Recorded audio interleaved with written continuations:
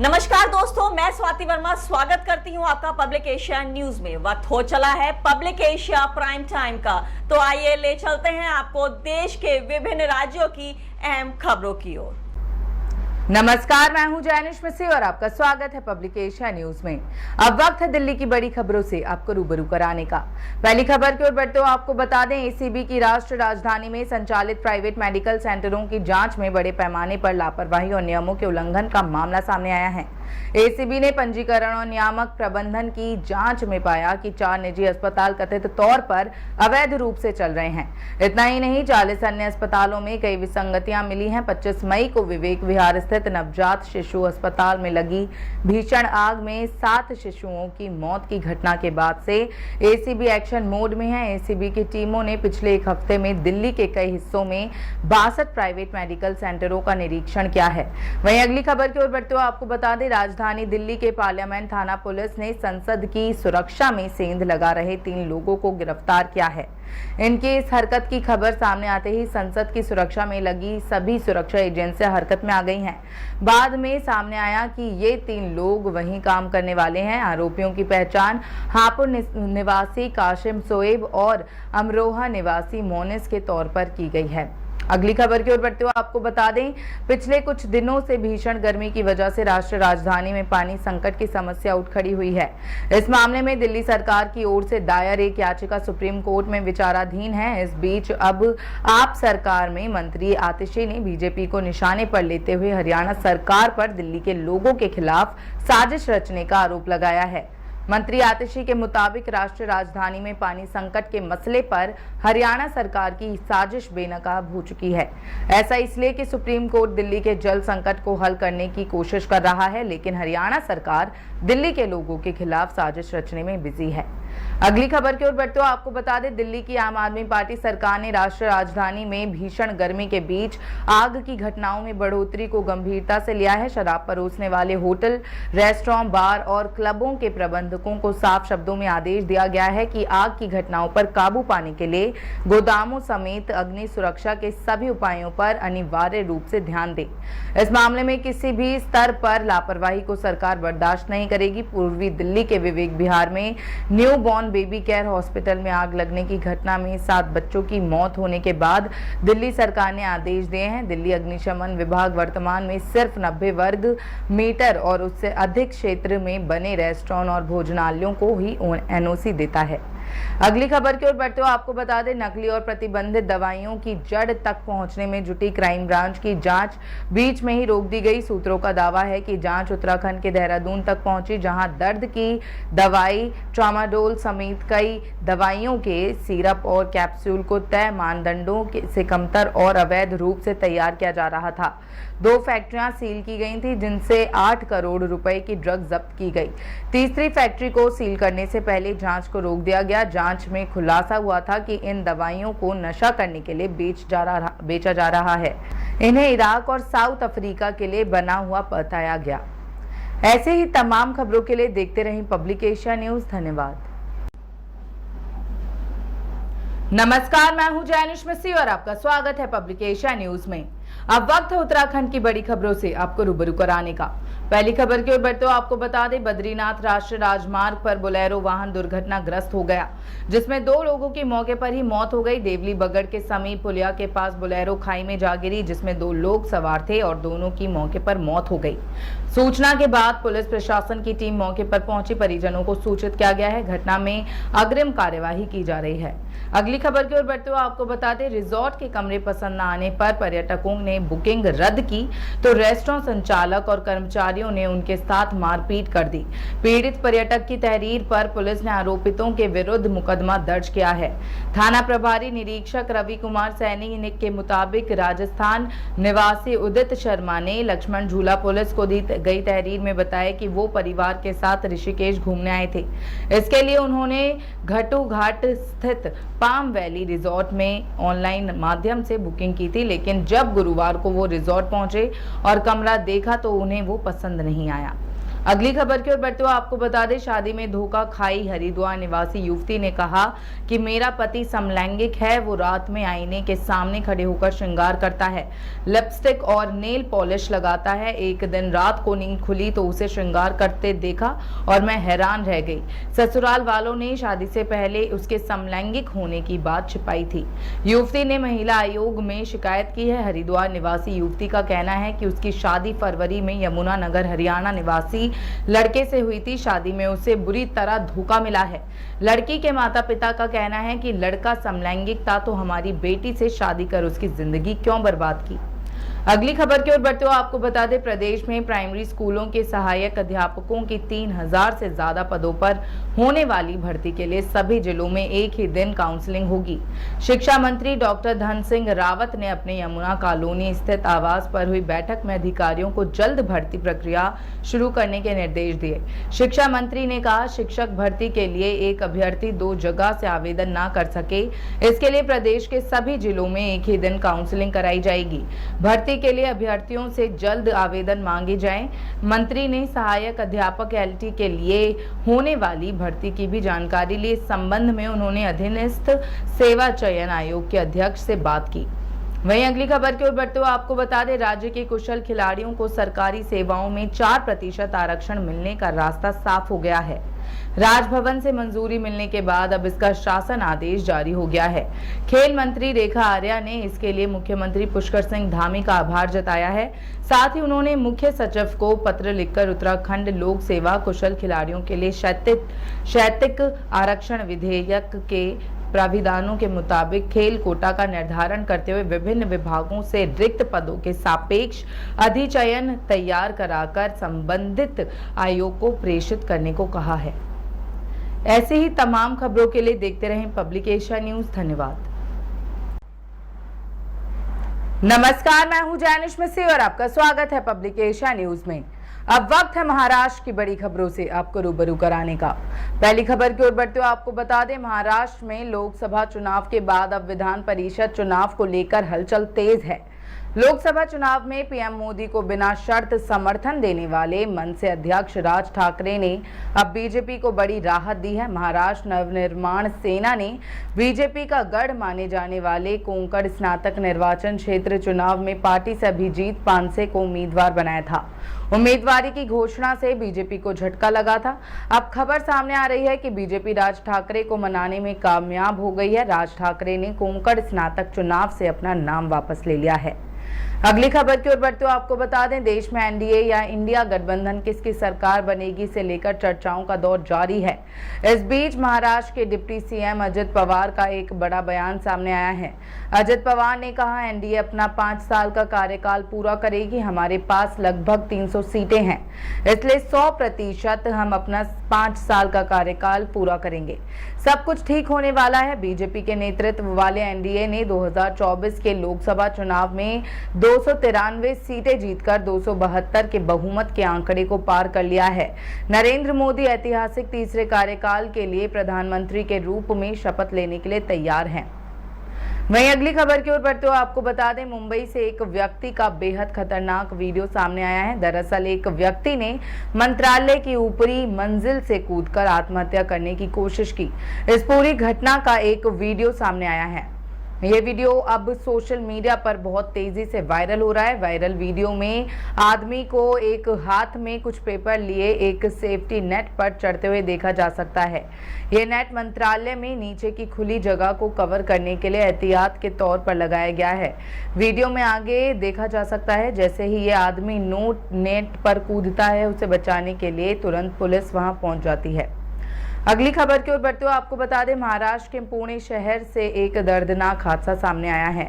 शनिपर इलाके में एक 5 मंजिला हॉस्टल की बिल्डिंग में देर रात आग लग गई।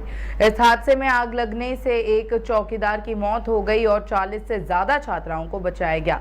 अधिकारियों ने इस बात की जानकारी दी। अग्निशमन अधिकारी देवेंद्र फोड़े ने बताया कि घटना देर रात करीब 1:30 बजे हुई। अगली खबर की ओर बढ़ते हुए आपको बता दें, केंद्र व राज्य सिविल सेवा परीक्षाओं की तैयारी में जुटे उम्मीदवारों के लिए जरूरी अलर्ट है। एमपीएससी द्वारा Maharashtra gazetted civil services common preliminary examination 2024 में सम्मिलित होने के लिए जरूरी ऑनलाइन पंजीकरण स्वीकार किए जा रहे हैं। महाराष्ट्र सिविल सेवा प्रारंभिक परीक्षा 2024 के लिए चल रही है पंजीकरण की प्रक्रिया आज यानी शुक्रवार 7 जून को समाप्त हो जाएगी। ऐसे में जिन उम्मीदवारों ने अभी तक अप्लाई नहीं किया है वो जल्द से जल्द अपना एप्लीकेशन सबमिट कर लें। बता दें कि प्रारंभिक शिक्षा का आयोजन 6 जुलाई को किया जाना है। ऐसे ही तमाम खबरों के लिए देखते रहें पब्लिक एशिया न्यूज। धन्यवाद। नमस्कार, मैं हूं रेणु कुमारी, आप देख रहे हैं पब्लिक एशिया न्यूज चैनल। इसी के साथ अब वक्त हो गया है बिहार की बड़ी खबरों का। पहली खबर की ओर चलते बता दें, जब से लोकसभा चुनाव परिणाम आया है तब से मुख्यमंत्री नीतीश कुमार और उनकी पार्टी चर्चा में है। 16 में से 12 सीटें लाकर सीएम नीतीश कुमार की पार्टी डीडीपी के बाद राष्ट्रीय जनतांत्रिक गठबंधन की सबसे बड़ी सहयोगी बनकर सामने आई है। सीएम नीतीश कुमार एनडीए के साथ ही रहेंगे, ये अब तक की सियासी गतिविधियों से साफ नजर आ रहा है, लेकिन इस बार उनकी पार्टी के नेता और करीबी बड़े मंत्रालयों की मांग कर रहे हैं। सीएम नीतीश कुमार के करीबी और उनकी पार्टी की सांसद लवली आनंद के पति आनंद मोहन ने रेल मंत्रालय की मांग कर दी है। और अगली खबर आ रही है मुजफ्फरपुर से, जहां मुजफ्फरपुर में एक चौंकाने वाला मामला सामने आया है। 2 लड़कियां समलैंगिक विवाह करना चाहती हैं, इनमें से एक असम से भागकर यहां पहुंची है। मामला थाना पहुंचा है। पुलिस ने दोनों के परिजनों को जानकारी दे दी है, लेकिन दोनों लड़कियां घर नहीं जाना चाहती, दोनों साथ रहना चाहती हैं। पूरे मामले पर नगर थानेदार विजय कुमार सिंह ने बताया कि जाँच में दोनों लड़कियां खुद को बालिग बताई हैं और समलैंगिक विवाह करने असम जा रही थी। दोनों के परिजनों को इस मामले की जानकारी दिया गया है। वहीं असम से आई लड़कियों के परिजनों को भी सूचना दे दी गई है। परिजनों के आते ही आगे की कार्रवाई की जाएगी। और अगली खबर आ रही है दरभंगा से, जहां भरवाड़ा नगर पंचायत से पंजाब नेशनल बैंक के शाखा प्रबंधक कुंदन कुमार के अपहरण की आशंका को लेकर पूरे दिन स्वजन व बैंक कर्मी परेशान रहे। घटना की सूचना के बाद बैंक के कर्मचारी सशक्तित होकर शाखा प्रबंधन की अनुपस्थिति में दिन भर ग्राहकों के कार्य का निपटारा करते रहे। शाम को जानकारी मिली, यूपी के फैजाबाद की पुलिस बैंक मैनेजर को गिरफ्तार कर ले गई है। और अगली खबर की ओर चलते बता दें, मधुबनी के भैरव स्थान थाना के काको पंचायत के खेरा गांव में 8 से 10 सशक्त अपराधियों ने कपड़ा व्यवसायी की दुकान में घर में से 50 लाख की डकैती को अंजाम दिया है। घटना गुरुवार रात 12 से 1 बजे के बीच की है। ये घटना खेरा उच्च विद्यालय चौक की है। कपड़ा व्यवसायी विनोद परियान और उसकी पत्नी आशा देवी की डकैती ने लोहे की रॉड से पिटाई भी की। डकैती में 12 लाख नगद एवं स्वर्णाभूषण। रात में ही सूचना पर पुलिस पहुंची है और आगे की कार्रवाई की जा रही है।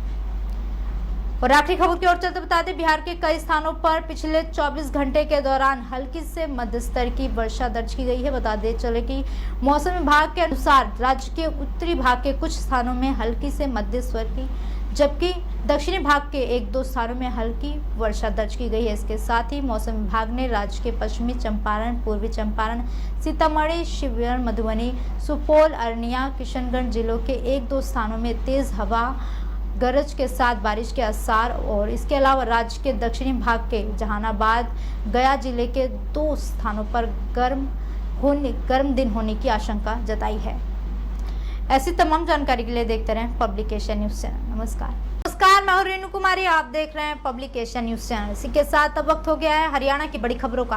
पहली खबर की ओर चलते बता दें, चंडीगढ़ एयरपोर्ट पर कंगना रनौत को थप्पड़ मारने वाली कांस्टेबल कुलविंदर कौर के समर्थन में बजरंग पूनिया आए हैं। उन्होंने एक्स पर पोस्ट करते हुए लिखा कि जब महिला किसान के लिए अनाप शनाप बोला जा रहा था तब कहाँ थे नैतिकताएं पढ़ाने वाले लोग। अब मान की बेटी ने गाल लाल कर दिया तो शांति का पाठ पढ़ाने आ गए। अगली खबर आ रही है कैथल से, जहाँ पुडरी में शुक्रवार को एक ऑयल मिल के टैंक की सफाई करने उतरे 2 युवकों की दम घुटने से दर्दनाक मौत हो गई। इस हादसे में परिजनों ने ऑयल मिल के मालिक पर लापरवाही का आरोप लगाया है। इसके बाद पुलिस ने परिजनों के बयान लेकर आगे की कार्रवाई शुरू कर दी है। और अगली खबर की ओर चलते बता दें, लोकसभा चुनाव में किसान आंदोलन का सीधा असर दिखने के बाद आचार संहिता हटने की हरियाणा के मुख्यमंत्री नायब सिंह सैनी ने किसानों और श्रमिकों के हित में बड़ा फैसला लिया है। मुख्यमंत्री ने किसानों और खेतीहर मजदूरों के लिए चलाई जा रही मुख्यमंत्री किसान एवं खेतीहर मजदूर जीवन सुरक्षा योजना में आयु सीमा को समाप्त कर दिया है। अब 10 वर्ष से कम आयु के बच्चे और 65 वर्ष से अधिक आयु वाले व्यक्तियों को भी इस योजना के तहत लाभ मिल सकेगा। इस योजना के अंतर्गत किसानों, खेतीहर मजदूरों, मार्केट यार्ड में काम करने वाले मजदूरों को कृषि मशीनरी पर कार्य करने के दौरान मृत्यु या अंग हानि होने पर 37,500 रुपये से लेकर 5 लाख रुपए तक की वित्तीय सहायता प्रदान की जाती है। और अगली खबर की ओर चलते बता दें, संसदीय सीट करनाल पर विजेता रही भाजपा का वोट प्रतिशत पिछली बार की तुलना में काफी कम हुआ है। वहीं कांग्रेस पिछले दोनों बार के चुनाव से 2 गुने से ज्यादा वोट लेने के बाद भी हार गई। हालांकि कांग्रेस प्रत्याशी दिव्यांशु बुद्धिराजा ने वोट लेने में 2009 के चुनाव में कांग्रेस के टिकट पर विजेता रहे डॉक्टर अरविंद शर्मा का भी रिकॉर्ड तोड़ दिया है। और आखिरी खबर की ओर चलते बता दें, पश्चिमी विक्षोभ के असर से प्रदेश के कई जिलों में दूसरे दिन वीरवार को भी तेज हवाओं के साथ बारिश हुई। बारिश के कारण दिन के तापमान में गिरावट आई और लोगों को झुलसा देने वाली लू से राहत मिली। मौसम विशेषज्ञों की माने तो आने वाले 2 दिनों तक हरियाणा, एनसीआर व दिल्ली में बारिश की गतिविधियां होगी। इसके बाद फिर से तापमान में बढ़ोतरी दर्ज की जाएगी। इसे लेकर भारतीय मौसम विज्ञान ने ऑरेंज अलर्ट भी जारी कर दिया है। ऐसी तमाम जानकारी के लिए देखते रहें पब्लिक एशिया न्यूज चैनल। नमस्कार, मैं हूं रेणु कुमारी, आप देख रहे हैं पब्लिक एशिया न्यूज चैनल। इसी के साथ अब वक्त हो गया है छत्तीसगढ़ की बड़ी खबरों का। पहली खबर की ओर चलते बता दें, नारायणपुर के पुलिस कैंप पर नक्सली हमले का वीडियो सामने आया है। कल शाम नारायणपुर के पुलिस कैंप पर हमला हुआ था। हमले के बाद कैंप में अफरा तफरी मच गई थी। जवान मोर्चा संभाले हुए और खुद को सुरक्षित करते नजर आए। नक्सलियों के हमले का वीडियो वायरल हो रहा है। हीरक भट्टी पुलिस कैंप पर नक्सलियों ने हमला किया था। जवानों की जवाबी कार्रवाई के बाद उल्टे पैर भाग गए थे। और अगली खबर की ओर चलते बता दें, छत्तीसगढ़ लोकसभा चुनाव में बीजेपी ने 10 और कांग्रेस ने 1 सीट पर सफलता हासिल की है। बीजेपी को पिछली बार की 9 लोकसभा सीटों को बचाने की चुनौती रही, जिसमें वो पूरी तरह से सफल रही। इस बार के चुनाव में वह 1 सीट बस्तर लोकसभा और जीतने के साथ ही कुल 10 सीटें अपनी झोली में कर ली है। वहीं कांग्रेस को इस चुनाव में खोने के लिए कुछ ज्यादा नहीं था। वह 2 सीटों से खिसक कर 1 सीट पर आ गई है। कोरबा सीट कांग्रेस के खाते में रही तो बक्सर लोकसभा सीट उसके हाथ से निकल गई। यहाँ से पूर्व मंत्री कवास लखमा भाजपा प्रत्याशी महेश कश्यप से 55,000 से ज्यादा वोटों से हार गए। और अगली खबर की ओर चलते बता दें, बकावड़ क्षेत्र के कुसमी गांव में एक तेज रफ्तार पिकअप पलट गई। इस घटना के तुरंत बाद पिकअप में आग लग गई। ड्राइवर ने किसी तरह अपनी जान बचाई। घटना की जानकारी लगते ही पुलिस टीम भी मौके पर पहुंच गई। पिकअप में लदे सामान को निकलवाने का काम शुरू कर दिया है। और अगली खबर आ रही है कोरबा से, जहां कोरबा में वाल्को प्लांट के कारण पॉलीटेक्निक कॉलेज के टीचर और स्टूडेंट मुसीबत में हैं। विद्यार्थी हर रोज अपनी जान हथेली में लेकर कॉलेज पहुंचते हैं। वहीं प्रोफेसर आए दिन विलंबन से कॉलेज पहुंचते हैं, जिससे पढ़ाई भी प्रभावित हो रही है। प्रोफेसर जगरानी तिर्की ने बताया कि कई बार जिला प्रशासन को पत्र देकर इसकी जानकारी दी गई, लेकिन कोई ध्यान नहीं है। ऐसे में कोई बड़ी दुर्घटना हो सकती है। और आखिरी खबर की ओर चलते बता दें, राजधानी रायपुर समेत प्रदेश भर में इन दिनों मौसम का मिजाज बदला हुआ है। बंगाल की खाड़ी से आ रही नमी की वजह से आज भी 1-2 जगहों पर बारिश के आसार हैं। इन दिनों सुबह और रात के समय हल्की नम हवाएं चल रही हैं, लेकिन दोपहर का गर्मी बरकरार है। अधिकतम तापमान 42 डिग्री से ऊपर ही है। आने वाले 5 दिनों तक तापमान में कोई बदलाव की संभावना नहीं। ऐसी तमाम जानकारी के लिए देखते रहें पब्लिक एशिया न्यूज चैनल। नमस्कार, मैं हूं जैनिश मसीह और आपका स्वागत है पब्लिक एशिया न्यूज में। अब वक्त है देश की बड़ी खबरों से आपको रूबरू कराने का। पहली खबर आ रही है हरिद्वार से, जहां रेडी पटरी के स्ट्रीट वेंडर्स के सामूहिक संगठन लघु व्यापार एसोसिएशन से जुड़े संगठनों के प्रतिनिधियों ने प्रांतीय अध्यक्ष संजय चोपड़ा की अगुवाई में अलकनंदा घाट पर सामूहिक रूप से भारी तादाद में बैठक आयोजित कर जिला प्रशासन द्वारा अतिक्रमण के नाम पर रेडी पटरी के स्ट्रीट वेंडर्स को उनके कारोबारी स्थान से हटाए जाने के विरोध में आगामी 11 जून को ललतारो घाट पर रेडी पटरी के लघु व्यापारियों की महापंचायत का आयोजन कर आगामी आंदोलन की रणनीति बनाकर चरणबद्ध तरीके से आंदोलन किए जाने का निर्णय लिया। आइए दिखाते हैं आपको हमारे संवाददाता सनी वर्मा की रिपोर्ट। कि लगातार हम बैठकों के माध्यम से जिला प्रशासन से मांग कर रहे हैं कि टाउन बैंडिंग कमेटी की बैठक बुलाई जाए, लेकिन टाउन बैंडिंग कमेटी की बैठक का बुलाकर शहर के अंदर रेडी पटरी वालों को खदेड़ा जा रहा है। उनका शोषण किया। देखिए, लगातार अतिक्रमण अभियान प्रशासन द्वारा चलाया गया है। हम पहले भी कह चुके हैं कि हम अतिक्रमण अभियान के विरोधी नहीं है। हमारी सीधी सीधी एक सरल मांग है कि राज्य सरकार ने कानून बना रखा है, स्ट्रीट वेंडर एक्ट बना रखा है, नियमावली 2016 पत्र विक्रेता संरक्षण अधिनियम, उसके तहत नियमावली बनी हुई है राज्य सरकार द्वारा। वो राज्य सरकार की नियमावली के तहत नगर निगम प्रशासन ने टाउन बेंडिंग कमेटी का गठन किया हुआ है। हमारी सीधी सीधी आपके माध्यम से मांग है कि टाउन बेंडिंग कमेटी की बैठक बुलाएं।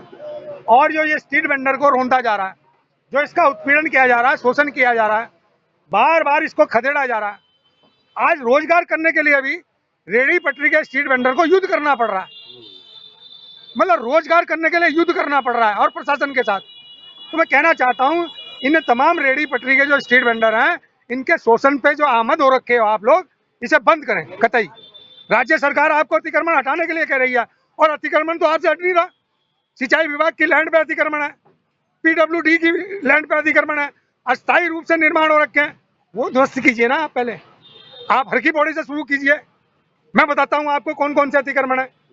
और नगर निगम की जो संपत्ति है, उस संपत्ति पर प्राइवेट पार्किंग चल रही है, वो अतिक्रमण है। हाई कोर्ट, सुप्रीम कोर्ट से जीते हुए हैं मुकदमा, लेकिन आपकी हिम्मत नहीं है कि आप उस जगह को खाली करा लो। आपकी हिम्मत नहीं है जहां पर अवैध रूप से पार्किंग चल रही है। मैं कहना चाहता हूं, आपको अगर अतिक्रमण हटाना तो पहले वो अतिक्रमण हटाइए। ये रेहड़ी पटरी वाला ना कि अतिक्रमणकारी है, ये स्वरोजगारी है। देश की तीसरी बार प्रधानमंत्री बन रहे नरेंद्र मोदी चिल्ला चिल्ला कर कह रहे थे मंच से, ये मेरे रेहड़ी पटरी वाले, इनको शोषण नहीं किया जाए। अगली खबर की ओर बढ़ते हुए आपको बता दें, खबर आ रही है चंडीगढ़ से। बता दें, कंगना रनौत को थप्पड़ मारने के बाद किसानों की तरफ से सांझी प्रेस कॉन्फ्रेंस करते हुए डलेवाल ने बताया कि 2 मुद्दों पर बात करूंगा, जिसमें कि कंगना रनौत से जुड़ा हुआ है और दूसरा चुनाव से जुड़ा हुआ है। डलेवाल ने चुनाव को लेकर बोलते हुए कहा कि भाजपा को जिस तरह का बहुमत मिलता रहा है और जो बहुमत का नाजायज फायदा उठाते रहे हैं और देश के साथ बेइंसाफी की है, उसमें जो इस बार हुआ, क्योंकि भाजपा अब की बार 400 पार नहीं कर पाई, बल्कि सिमट कर पूर्ण बहुमत भी हासिल नहीं कर पाई। जिन नेताओं को पूछा नहीं जाता था, उन्हें पकड़ कर बिठाया जा रहा है। वहीं कंगना रनौत को जो थप्पड़ मारा कुलविंदर कौर ने, उसमें पूरी बात पर अगर नजर दौड़ाएं तो उसमें हरजीत गरेवाल भाजपा नेता ने माना है कि असल मुद्दा था कि मोबाइल और पर्स को लेकर विवाद हुआ होगा, क्योंकि वो अपने सांसद बनने को लेकर जो धौंस दिखा रही थी, साथ ही उस लड़की को फंसाने की कोशिश की जा रही है, क्योंकि कंगना रनौत का लहजा पहले भी सही नहीं है और उसी कहा सुनी की वजह से थप्पड़ मारा जा सकता है। अगली खबर आ रही है बुलंदशहर से। आपको बता दें कि सिकंदराबाद में एक थप्पड़ का बदला खौफनाक कत्ल से लिया गया। शराबी दोस्त ने साथ में शराब पार्टी कर रहे दोस्त की निर्मम हत्या कर डाली। आपको बता दें, पेशाब करने के दौरान छींटे गिरने से नाराज राहुल ने अंकुर को थप्पड़ जड़ दिया। अंकुर ने चेहरे पर धारदार हथियार से ताबड़तोड़ वार कर राहुल को मौत के घाट उतार दिया। घटना के वक्त शराब पार्टी करके वापस गांव लौट रहा था दोस्तों का एक ग्रुप। घटना के बाद आरोपी अंकुर फरार है। पुलिस ने अन्य कई दोस्त हिरासत में लिए हैं। शव पोस्टमार्टम को भेजा गया है और पुलिस घटना के हर पहलू की जांच कर रही है। बुलंदशहर के सिकंदराबाद कोतवाली क्षेत्र के गांव सराय घासी का है ये मामला। आइए दिखाते हैं आपको हमारे संवाददाता प्रदीप पंडित की रिपोर्ट।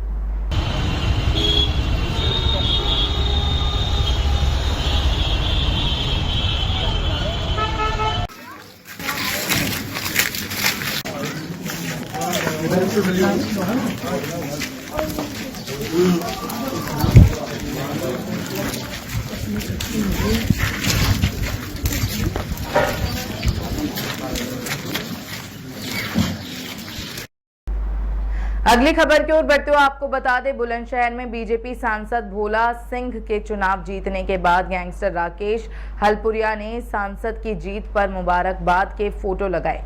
बीजेपी जिला कार्यकारिणी ने हलपुरिया को बीजेपी में शामिल कर लिया था, वहीं तूल पकड़ने पर बाहर का रास्ता भी दिखाया था। गैंगस्टर राकेश हलपुरिया का सांसद के साथ फोटो लगा बैनर सोशल मीडिया पर वायरल हो रहा है। बुलंदशहर शिकारपुर क्षेत्र समेत स्टेट हाईवे पर भी जगह जगह पोस्टर लगाए गए हैं। आइए दिखाते हैं आपको हमारे संवाददाता प्रदीप पंडित की रिपोर्ट।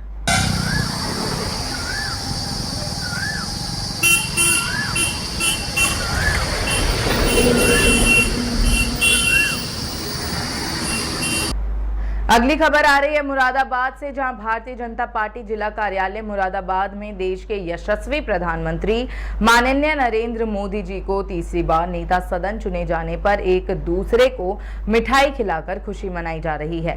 जिला अध्यक्ष आकाश पाल सिंह, अल्पसंख्यक मोर्चे के जिला अध्यक्ष नसीम खान, कुंदरकी मंडल के मंडल अध्यक्ष रमन भूषण आदि भारतीय जनता पार्टी के देवतुल्य कार्यकर्ता, पदाधिकारी गण एवं मातृशक्ति उपस्थित रहे। आइए दिखाते हैं आपको हमारे संवाददाता मोहम्मद वाजिद की रिपोर्ट। सभी देश आज का जो हमारा ये खुशी का जो लोकतंत्र में जो जनता ने हमारे जनादेश दिया है, हम जनता को शुभकामनाएं बधाई देते हैं। आदरणीय नरेंद्र मोदी जी तीसरी बार भारत के प्रधानमंत्री बनने वाले हैं। 9 तारीख में शपथ ग्रहण समारोह है। मैं सभी देशवासियों को इसके लिए शुभकामनाएं देता हूँ। जनता का जो जनादेश हमें मिला है वो हमारे लिए सर्वमान्य है। इसके अलावा आज का कार्यक्रम किया आज हमने माननीय मोदी जी को तीसरी बार प्रधानमंत्री बनने के उपलक्ष्य में ये कार्यक्रम रखा है। उनके लिए शुभकामनाएं बधाई दी हैं और आगे और अच्छी तरीके से देश को चलाएं, ऐसे हम शुभकामनाएं देते हैं। और भारतीय जनता पार्टी को शुभकामनाएं, एनडीए को शुभकामनाएं, सरकार बनने। जनता से क्या अपील है? जनता का जनादेश हमारे लिए सर्वोपरि है। जनता के लिए जो हमने जन कल्याणकारी कार्यक्रम जो योजनाएं हमारे मोदी जी की थी उन पर हम खड़े उतरे हैं और जनता ने इस बात को माना है। तीसरी बार लगातार जो 57 साल पहले जो बताते हैं तीसरी बार कोई पुनः प्रधानमंत्री बनने जा रहा है, ये इतिहास हमारे एनडीए ने रचा है, आदरणीय मोदी जी ने रचा है। ठीक है। ऐसी ही तमाम खबरों के लिए देखते रहें पब्लिक एशिया न्यूज। धन्यवाद। मैं स्वाति वर्मा स्वागत करती हूं आपका पब्लिक एशिया के स्पोर्ट्स बुलेटिन में। तो पहली खबर आ रही है T20 से, जहां पर T20 वर्ल्ड कप 2024 में कहानी है सूर्य कुमार यादव की, उस इंजीनियर दोस्त की जिसने पाकिस्तान का बजाया है बैंड, लिया लगभग 14 साल पुरानी हार का बदला। T20 वर्ल्ड कप 2024 का 11वां मुकाबला अमेरिका और पाकिस्तान के बीच खेला गया। इस मैच में यूएसए की टीम ने पाकिस्तान को सुपर ओवर में 5 रनों से मात दी। अमेरिका की इस जीत में भारतीय अंडर 19 टीम का हिस्सा रहे बाएं हाथ के तेज गेंदबाज सौरभ नेत्रावालकर ने अहम योगदान दिया है। सुपर ओवर में सौरभ ने गजब की गेंदबाजी करते हुए 19 रन का सफल बचाव किया। इसके साथ ही सौरभ ने पाकिस्तान टीम से 14 साल पुरानी हार का बदला भी पूरा किया, जब वह भारतीय टीम की तरफ से अंडर 19 वर्ल्ड कप खेल रहे थे। ले चलते हैं आपको खेल जगत से जुड़ी दूसरी रोचक खबर की ओर, जहां T20 वर्ल्ड कप में भी दिखा नीतीश कुमार का जलवा। जी हां, यूएसए की टीम ने पाकिस्तान को हराने में निभाई है अहम भूमिका। यूएसए की टीम जब इस मुकाबले में 160 रनों का टारगेट चेस कर रही थी, तो उसे पारी के आखिरी ओवर में जीत के लिए 15 रन बनाने थे। उस समय बल्लेबाजी कर रहे नीतीश कुमार ने इस मैच को बराबरी पर खत्म करने में अहम भूमिका निभाई है। नीतीश ने 14 गेंद का सामना करते हुए 14 रन की नाबाद पारी खेली। अगली खबर की ओर रुख करते हुए बताते चलें कि बिहार की बेटियों का दिखेगा अब दम। जी हां, 10 जून से शुरू होगा पहला बिहार वुमेन कबड्डी लीग 2024। 10 जून से बिहार राज्य खेल प्राधिकरण के पाटलिपुत्र खेल परिसर कंकड़बाग पटना के इंडोर स्टेडियम में पहला महिला kabaddi league Bihar women kabaddi league 2024 शुरू होने जा रहा है। 10 से 16 जून तक 6 टीम की लड़कियों का 7 दिनों तक पूरे जोश और उत्साह से लबरेज बिहार की बेटियों की क्षमता और प्रतिभा के रोमांचकारी जलवों का गवाह बनेगा पटना का पाटलिपुत्र खेल परिसर। अगली खबर की ओर रुख करते हुए बता दें कि मशहूर फुटबॉलर सुनील छेत्री ने फुटबॉल से कह दिया है अलविदा। जी हां, कुवैत के खिलाफ खेला उन्होंने आखिरी इंटरनेशनल मैच। कोलकाता के स्टेडियम से रोते हुए निकले बाहर। भारतीय फुटबॉल टीम के कप्तान सुनील छेत्री ने संन्यास लेने का ऐलान किया था। कुवैत के खिलाफ फीफा का आखिरी इंटरनेशनल मैच खेल उन्होंने फुटबॉल से संन्यास ले लिया है। स्पोर्ट्स जगत की अगली खबर की ओर बढ़ते हुए आपको बता दें कि T20 वर्ल्ड कप 2024 में ऋषभ पंत की पोजीशन हुई है पक्की। भारतीय टीम के बैटिंग कोच ने किया है बड़ा खुलासा। भारतीय टीम के बैटिंग कोच विक्रम राठौड़ ने T20 वर्ल्ड कप 2024 में ऋषभ पंत की पोजीशन पर बड़ा खुलासा किया है। राठौर ने कहा है कि पंत ने आयरलैंड के खिलाफ शानदार बैटिंग की और पूरे टूर्नामेंट में वो नंबर 3 पर ही खेलना जारी रखेंगे। इसके अलावा राठौर ने भारतीय ऑलराउंडर हार्दिक पांड्या की भी तारीफ की और कहा कि वो गेंदबाजी के लिए फिट हैं। पब्लिक एशिया के स्पोर्ट्स बुलेटिन को देखने के लिए जुड़े रहें पब्लिक एशिया के साथ ही हमारे चैनल को सब्सक्राइब करना ना भूलें। साथ ही Twitter, LinkedIn, Instagram, Facebook page पर हमें जरूर फॉलो करें। नमस्कार, मैं स्वाति वर्मा स्वागत करती हूं आपका पब्लिक एशिया के स्पेशल बुलेटिन में। शुरुआत करते हैं दिल्ली से। एक तरफ लोगों के सपने तो दूसरी तरफ एनडीए। मैं एनडीए को ही चुनूंगा, मोदी ने कही ये बात। एनडीए अलायंस मीटिंग चुनाव में एनडीए को बहुमत मिला है, जिसके बूते आज मोदी को एक बार फिर संसदीय दल का नेता चुना गया। आज एनडीए की बैठक में सर्वसम्मति से मोदी को पीएम पद के लिए अपना नेता चुना गया। संसदीय दल का नेता चुने जाने के बाद मोदी ने सेंट्रल हॉल में भाषण भी दिया। मोदी ने अपने एनडीए नेताओं की खूब तारीफ भी की। दिल्ली की दूसरी बड़ी खबर की ओर रुख करते हुए बता दें कि मोदी मंत्रिमंडल में किन चेहरों को मिल सकती है जगह, इसको लेकर बड़ी कशमकश है। नरेंद्र मोदी को राष्ट्रीय जनतांत्रिक गठबंधन एनडीए का नेता चुन लिया गया है। मोदी 9 जून को प्रधानमंत्री पद की शपथ ले सकते हैं। इससे पहले एनडीए के सभी सहयोगी दलों के बीच कैबिनेट में किसको कितनी सीटें मिलेंगी, इस पर रसाकशी जारी है। एनडीए में शामिल सभी पार्टियों अपने अपने समीकरण साधने में लगी हैं। हालांकि अभी किसी भी पार्टी ने आधिकारिक घोषणा नहीं की है। रुख करते हैं राज्य उत्तर प्रदेश की ओर, जहां उत्तर प्रदेश में यूपी से दिल्ली पहुंचते हुए सीएम योगी ने दी प्रतिक्रिया। पीएम मोदी को लेकर कह दी बड़ी बात। जी हां, भाजपा एनडीए की बैठक में भाजपा के सभी मुख्यमंत्री शामिल रहे। इसके बाद सर्वसम्मति से नरेंद्र मोदी को एनडीए दल का नेता चुना गया। पीएम मोदी ने अपने भाषण में कहा है कि ये मजबूत सरकार है, हम गरीबों के लिए काम करते रहेंगे। उन्होंने कहा कि हमारा मकसद आम जनताओं को सुविधाएं देने का है। यूपी की अगली खबर है मुरादाबाद से। पैसा नहीं बनेगा अब बेड़ी। आर्थिक स्थिति ठीक ना होने पर भी लड़कियों को यहां मिलेगा एडमिशन। यूपी के इस जिले में निकाला तोड़। आर्थिक स्थिति कमजोर होने पर अब कस्तूरबा गांधी बालिका विद्यालयों की छात्राओं को 8वीं के बाद पढ़ाई छोड़ने के लिए मजबूर नहीं होना पड़ेगा। विद्यालयों से 8वीं के बाद छात्राओं को national institute of open schooling से आगे की पढ़ाई कराने की तैयारी है। महानिदेश स्कूल शिक्षा कंचन वर्मा ने इस संबंध में बीएसए को पत्र जारी किया है। स्पेशल बुलेटिन की आगे की खबरें आ रही हैं राज्य हरियाणा, पंजाब और हिमाचल प्रदेश से। आपको बताते चले कि हरियाणा में 60 किलोमीटर की स्पीड से चल रही है आंधी। सैकड़ों पेड़ और खंभे तबाह हो गए हैं। 10 जिलों में ब्लैकआउट और आज फिर मौसम बिगड़ने की अनुमान लगाए जा रहे हैं। हरियाणा समेत उत्तर भारत के कई राज्यों में गुरुवार शाम मौसम बदल गया। प्रदेश में आंधी 70 किलोमीटर प्रति घंटे की गति से चल रही थी, जिससे सैकड़ों पेड़ और खंभे तबाह हो गए, जिसके बाद प्रदेश के 10 जिलों में अंधेरा छा गया। प्रदेश में 900 से ज्यादा जगह पेड़ उखड़ गए तो 500 से ज्यादा बिजली के खंभे टूटने की शिकायत सामने आई है। दूसरी खबर की ओर बढ़ते हुए बताते कि आचार संहिता खत्म होते ही एक्शन में दिखेगी बीजेपी सरकार। कई बड़े अफसरों पर गाज गिरनी तय। लोकसभा चुनाव के बाद आचार संहिता खत्म होते ही बीजेपी एक्शन मोड में दिखाई देगी। सीएम नायब सैनी ने विधायक पद की शपथ ले ली है।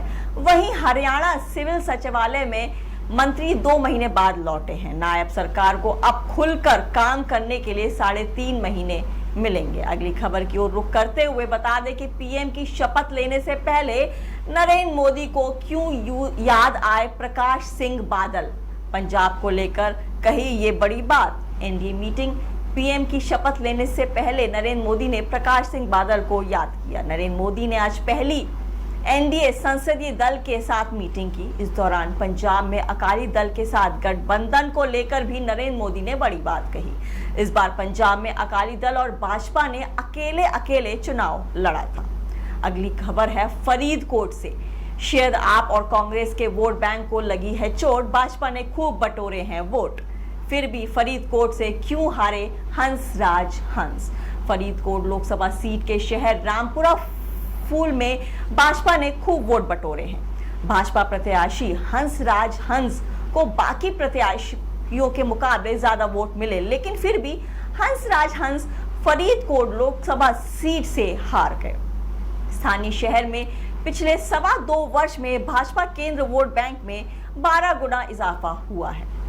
अगली खबर है हिमाचल से, जहां प्रतिभा सिंह का जयराम ठाकुर पर तीखा हमला। कहा कि भाजपा नेता को पता ही नहीं क्या होती है नैतिकता। हिमाचल प्रदेश में बताया, वहां पे प्रदेश कांग्रेस अध्यक्ष प्रतिभा सिंह ने बोला कि भाजपा नेता जयराम ठाकुर पर हमला। उन्होंने कहा कि जयराम ठाकुर को नैतिकता का मतलब भी नहीं पता है। प्रदेश के लोगों ने दल बदल व धन बल को पूरी तरह ठुकरा दिया है। प्रतिभा सिंह ने कहा है कि लोकतंत्र में जनमत सर्वोपरि है, कांग्रेस इसका पूरा सम्मान करती है। अगली खबर है हिमाचल के पर्यटकों के लिए। जी हां, पर्यटकों के लिए खुशखबरी है। मनाली लेह मार्ग वाहनों के लिए है खुला, अब दोनों तरफ से आ जा सकेंगे वाहन। हिमाचल प्रदेश में सामरिक सृष्टि से महत्वपूर्ण मनाली और लेह मार्गे वाहन के लिए दोनों ओर से खोल दिया गया है। इस बाबत प्रशासन ने नोटिफिकेशन जारी कर दिया है। पर्यटक अब हर रोज बारालाचा सहित शिंकुला दर्रे की भी दीदार कर सकेंगे। प्रशासन ने वीरवार को इसकी अधिसूचना जारी कर दी है। चलते हैं उत्तराखंड राज्य की ओर, जहां एनडीए की बैठक में शामिल होने पहुंचे सीएम योगी और उधर मां की तबीयत फिर बिगड़ी, अस्पताल में हो गई हैं भर्ती। एक और उत्तर प्रदेश के मुख्यमंत्री योगी आदित्यनाथ एनडीए की बैठक में शामिल होने के लिए दिल्ली गए हैं, तो उनकी माता सावित्री देवी एक बार फिर एम्स में भर्ती हुई हैं। इससे पहले सावित्री देवी 15 मई को एम्स में एडमिट हुई थी। दूसरी खबर की ओर रुख करें तो 2 साल पहले जहां की जनता ने छोड़ा था उत्तराखंड सीएम पुष्कर सिंह धामी का साथ, आज उन्होंने भाजपा को दिया हाथ। लोकसभा इलेक्शन 2024 में खटीमा विधानसभा में जीत का आधार मुख्यमंत्री धामी के द्वारा लिए गए कड़े फैसले और धरातल पर किए गए विकास कार्य माने जा रहे हैं। बता दें कि 2 साल पहले मुख्यमंत्री की कुर्सी पर विराजमान जिन पुष्कर सिंह धामी से यहां के मतदाताओं ने मुंह बुरा लिया था और हाथ का साथ दिया था। अगला राज्य है मध्य प्रदेश। पहली खबर की ओर बढ़ते चलें तो बता दें कि कांग्रेस का प्रतिनिधि खड़ा होता तो और ज्यादा मतों से विजय होती। इंदौर सीट पर जीत का रिकॉर्ड बनाने वाले शंकर लालवानी का यह है कहना। लोकसभा चुनाव 2024 में इंदौर से बीजेपी के प्रत्याशी शंकर लालवानी को 11,75,000 से भी ज्यादा वोट मिले हैं। खास बात यह रही कि उनके प्रतिद्वंदी प्रत्याशी कांग्रेस के उम्मीदवार बीजेपी में शामिल हो गए। ऐसे में 2 लाख से ज्यादा वोट नोटा को आए हैं। अगली खबर है, जहां सास से झगड़े के बाद बहू ने खाया जहर, मायके वालों ने ससुराल पक्ष पर लगाया गंभीर आरोप।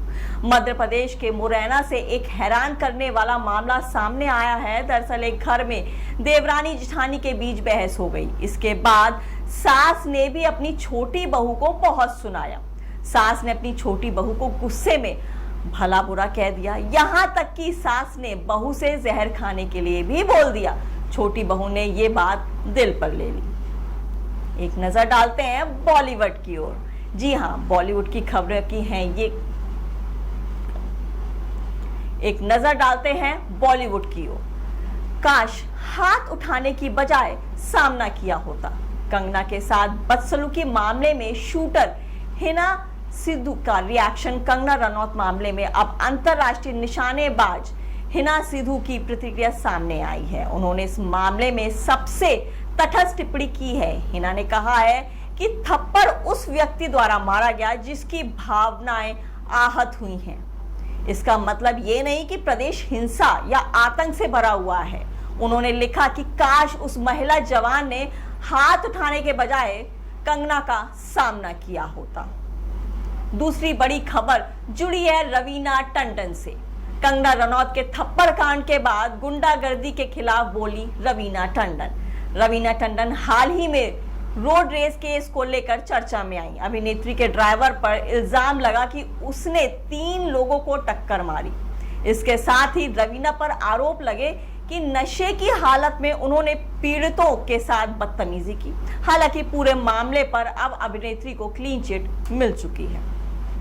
रुक करें तीसरी बड़ी बॉलीवुड की खबर की ओर, तो बता दें कि कल की 2898 एडी इंडिया से पहले अमेरिका में हुई है प्रभास की फिल्म की बल्ले बल्ले। जी हां, एडवांस बुकिंग में लगी लॉटरी। प्रभास और दीपिका पादुकोण की जोड़ी फिल्मी पर्दे पर देखने के लिए फैंस बेहद ही उत्सुक हैं। पहली बार नाग अश्विन के निर्देशन में बनी फिल्म कल की 2898 एडी में उनकी जोड़ी दिखेगी, जिसमें अमिताभ बच्चन भी मुख्य भूमिका में हैं। फिल्म को थिएटर में आने में कुछ समय बाकी है, लेकिन उससे पहले यूएसए में मूवी ने एडवांस बुकिंग में 1 करोड़ से ज्यादा की कमाई कर ली है। आइए रुक करते हैं सेहत से जुड़ी कुछ खबरों पर। स्मार्टफोन एडिक्शन बन सकता है आपकी सेहत के लिए घातक। जी हां, क्या आप सिर्फ एक दिन के लिए बिना स्मार्टफोन के रह सकते हैं? ऐसा करना मुश्किल होगा, हम जानते हैं। हम अपने फोन पर इतने निर्भर हो चुके हैं कि कई लोगों को स्मार्टफोन एडिक्शन भी हो जाता है। इसलिए जरूरी है कि आप कम से कम इसका इस्तेमाल और जितना हो सके आप स्मार्टफोन एडिक्शन से बचें। दूसरी खबर है जहां मोटापा बना सकता है आपके बच्चों को इन खतरनाक बीमारियों का शिकार। इसे कंट्रोल करना है जरूरी। बच्चों में मोटापा एक गंभीर समस्या है जो खराब डाइट और लाइफस्टाइल की वजह से एक महामारी की तरफ फैल रहा है। वर्ल्ड हेल्थ ऑर्गेनाइजेशन के मुताबिक साल 2016 में दुनिया भर में लगभग 4.1 करोड़ बच्चे जिनकी आयु 5 वर्ष से कम थी मोटापे से जूझ रहे थे। इन बच्चों में ज्यादातर शहरी इलाकों में रहने वाले बच्चे शामिल थे। मोटापे की वजह से बच्चों की सेहत को काफी नुकसान हो सकता है। आपको बता दें कि मोटापा कई गंभीर और जानलेवा बीमारियों का रिस्क फैक्टर है, जिससे बचाव करने में ही भलाई है। आगे चलते हुए कुछ रोचक खबरें बताते हैं व्यापार जगत से। रिजर्व बैंक ने विदेश से गोल्ड वापस है मंगाया। आरबीआई गवर्नर ने दिया जवाब। सोना सबसे सुरक्षित निवेश माना जाता है क्योंकि इसकी कीमतें समय के साथ बढ़ती रहती हैं। साथ ही प्राचीन समय से इसे यूनिवर्सल करेंसी का दर्जा मिला है। ये किसी भी आर्थिक संकट से निपटने में मदद करता है। अब अगर आरबीआई देश में सारा सोना जमा रखता है तो किसी भी राजनीतिक उथल पुथल या कुदरती आफत के समय ये उसके हाथ से जा भी सकता है। दूसरी खबर की ओर बढ़ते हुए बता दें कि विदेश जाना हुआ है अब आसान।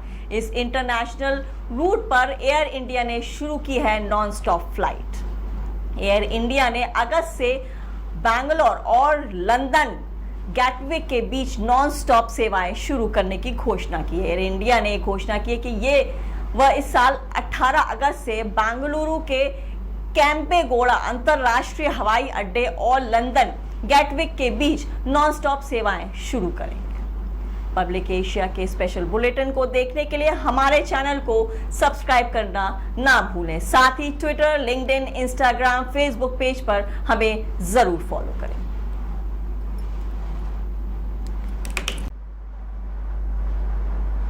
नमस्कार, मैं हूं जैनिश मसीह और आपका स्वागत है पब्लिक एशिया न्यूज में। अब वक्त है मध्य प्रदेश की बड़ी खबरों से आपको रूबरू कराने का। पहली खबर की ओर बढ़ते हुए आपको बता दें, दमोह शहर के जबलपुर नाका पर संचालित एक शराब दुकान का अतिक्रमण शुक्रवार सुबह प्रशासन द्वारा हटा दिया गया। इस दौरान बड़ी संख्या में पुलिस बल मौजूद रहा। राजस्व विभाग के अधिकारियों के सामने जेसीबी की मदद से शराब दुकान का एक हिस्सा ढा दिया गया। अगली खबर की ओर बढ़ते हुए आपको बता दें, टीकमगढ़ जिले के जतारा नगर की रहने वाली पूजा लक्ष्यकार का एमपीपीएससी में चयन हुआ है। पूजा ने मध्य प्रदेश लोक सेवा आयोग 2021 के परीक्षा परिणाम में डीएसपी पद पर 8वीं रैंक हासिल की थी। ये उपलब्धि दर्ज कर पूजा ने अपने परिवार के साथ जिले का नाम भी रोशन किया है। वहीं अगली खबर की ओर बढ़ते हुए आपको बता दें, सीहोर जिले के बुधनी तहसील के सलकनपुर रोड पर बस और बाइक के बीच सीधी टक्कर में 2 लोगों की मौत हो गई। एक गंभीर घायल को इलाज के लिए अस्पताल में भर्ती कराया गया है। हादसे के बाद बस ड्राइवर और कंडक्टर मौके से फरार हो गए। पुलिस ने केस दर्ज कर मामले की जांच शुरू कर दी है। फरार चालक और कंडक्टर की तलाश की जा रही है। अगली खबर की ओर बढ़ते हुए आपको बता दें, सूरज से आग झड़ती गर्मी के एहसास ने उज्जैन शहर को बेचैन कर दिया है। पहली बार शहर में गर्मी के ऐसे तेवर देखे गए हैं जिससे राहत पाने के लिए तकरीबन हजारों एयर कंडीशनर्स को लोगों ने भरपूर उपयोग किया है। 10 से 15 घंटे तक एयर कंडीशनर का उपयोग होने से बिजली की मांग में जबरदस्त उछाल आया है। बिजली की रिकॉर्ड मांग में 20% इजाफा मई के महीने में उज्जैन शहर में दर्ज किया गया। एक महीने में बिजली के उपभोक्ताओं ने 5.50 करोड़ यूनिट बिजली का उपयोग किया, जो पिछली साल की तुलना में 1 करोड़ यूनिट ज्यादा है। अगली खबर की ओर बढ़ते हुए आपको बता दें, छतरपुर जिले के नौगांव थाना क्षेत्र में एक 2 साल की मासूम बच्ची के साथ दुष्कर्म का मामला सामने आया है। इस हृदय विदारक घटना से पूरे इलाके को सदमे में डाल दिया है। बच्ची से दुष्कर्म करने वाला आरोपी एक सरकारी कर्मचारी है और टीबी अस्पताल में पदस्थ था। पुलिस के मुताबिक आरोपी ने बच्ची को अपने साथ लेके गया और उसके साथ दुष्कर्म किया। पीड़िता की मां ने बच्ची के चिल्लाने रोने की आवाज सुनी तो वो दौड़कर मौके पर पहुंची और आरोपी से बच्ची को छुड़ाया। ऐसे ही तमाम खबरों के लिए देखते रहें पब्लिक एशिया न्यूज। धन्यवाद। नमस्कार, मैं हूं जैनिश मिसी और आपका स्वागत है पब्लिक एशिया न्यूज में। अब वक्त है उत्तर प्रदेश की बड़ी खबरों से आपको रूबरू कराने का। पहली खबर की ओर बढ़ते हुए आपको बता दें, लोकसभा चुनाव 2024 में एनडीए की जीत और नरेंद्र मोदी के तीसरी बार प्रधानमंत्री बनने की खुशी में भाजपा कार्यकर्ताओं ने पार्टी कार्यालय पर जश्न मनाया। इस मौके पर मिठाइयां बांटी गईं और पटाखे फोड़े गए। इस दौरान भाजपा कार्यकर्ता काफी खुश नजर आए। वहीं एनडीए की जीत को लेकर संसदीय दलों की बैठक में कार्यवाहक प्रधानमंत्री नरेंद्र मोदी ने फिर दोहराया कि उनके जीवन का हर एक पल देश के लिए है। आने वाले 5 साल में देश नई ऊंचाइयों को छुएगा और खुशहाली और समृद्धि आएगी। वहीं अगली खबर की ओर बढ़ते हुए आपको बता दें, मैनपुरी जिले से एक फौजी ने वीडियो बनाकर सोशल मीडिया पर डाला तो चर्चाएं शुरू हो गईं। फौजी दबंगों द्वारा उसकी पत्नी को पीटे जाने और पुलिस प्रशासन द्वारा कार्यवाही नहीं किए जाने पर आहत है। फौजी ने वीडियो में साफ साफ कहा कि अगर पुलिस सुनवाई नहीं करती तो मैं जिस तरह देश की सुरक्षा करना जानता हूं वैसे ही अपनी पत्नी और बच्चों की भी कर सकता हूं। अगली खबर की ओर बढ़ते हुए आपको बता दें, उत्तर प्रदेश के बहराइच जिले में एक हैरान करने वाला मामला सामने आया है। यहां अमवा मौलवी के सौंदर्याई गांव में नमाज पढ़कर मस्जिद से बाहर निकले अधेड़ की चाकू से हत्या कर दी गई। पुलिस ने मामले की जांच शुरू कर दी है। घटना के बाद से ही मौके पर हड़कंप मच गया। स्थानीय लोगों से बचकर हत्यारोपी फरार हो गए। वहीं अगली खबर की ओर बढ़ते हुए आपको बता दें, अयोध्या लोकसभा सीट के नतीजों ने पूरे देश को हैरान कर दिया है। जिस अयोध्या और राम मंदिर के नाम पर बीजेपी ने पूरा चुनाव लड़ा, वहीं पर उसे हार का सामना करना पड़ा। समाजवादी पार्टी के अवधेश प्रसाद ने बीजेपी के लल्लू सिंह को हरा दिया, जिसके बाद इस हार पर भी सवाल उठ रहे हैं। योगी सरकार में मंत्री सुरेश खन्ना इसके लिए जातिवाद को जिम्मेदार ठहरा रहे हैं और कहा कि विकास के आगे जातिवाद ने हमें हरा दिया। लोगों ने अयोध्या में हुए हजारों करोड़ के विकास की अनदेखी कर जातिवाद पर वोट कर दिया, जिसकी वजह से बीजेपी को यहां हार का सामना करना पड़ा। सुरेश खन्ना योगी सरकार में वित्त मंत्री हैं। वहीं अगली खबर की ओर बढ़ते हुए आपको बता दें, लोकसभा चुनाव में समाजवादी पार्टी ने बेहतर प्रदर्शन किया। इस प्रदर्शन से पार्टी हाईकमान उत्साहित है। ऐसे में पार्टी नेता कयास लगा रहे हैं कि सपा राष्ट्रीय अध्यक्ष अखिलेश यादव करहल विधानसभा सीट छोड़ दे सकते हैं। वहीं कुछ नेताओं ने तो चुनाव लड़ने के लिए तैयारी भी शुरू कर दी है। हालांकि अभी इस संबंध में पार्टी हाईकमान ने अपना रुख स्पष्ट नहीं किया है। ऐसे ही तमाम खबरों के लिए देखते रहें पब्लिक एशिया न्यूज। धन्यवाद।